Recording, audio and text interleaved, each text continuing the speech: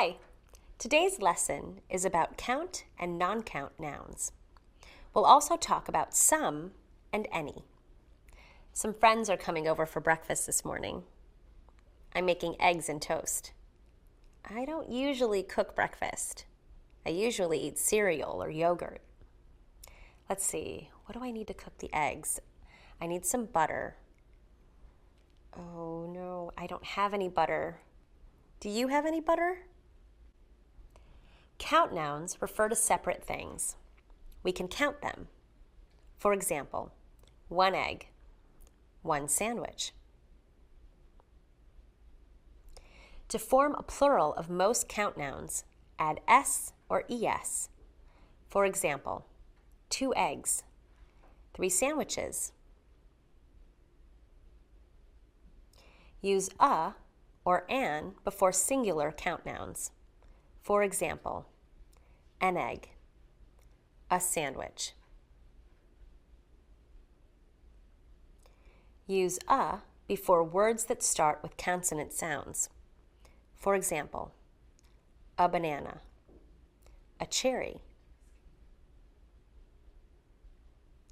Use an before words that start with vowel sounds. For example, an apple, an orange. Non-count nouns refer to things that are difficult to count. We cannot count toast, cereal, bread, or butter.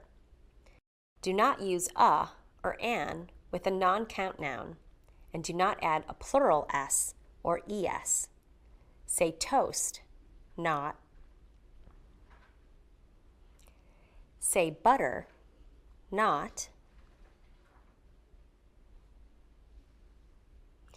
Use singular verbs with non-count nouns. Say, cereal is good for you, not. We use quantifiers to count non-count nouns.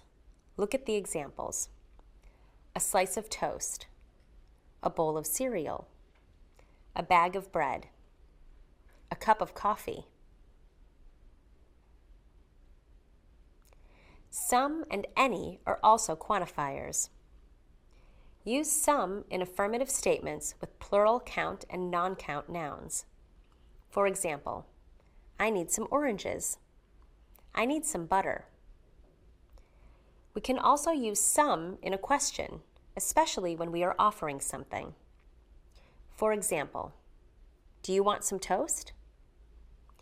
Use any in negative statements and in questions. For example, I don't have any butter. Do you have any butter? It's almost time for my friends, and I still don't have any butter.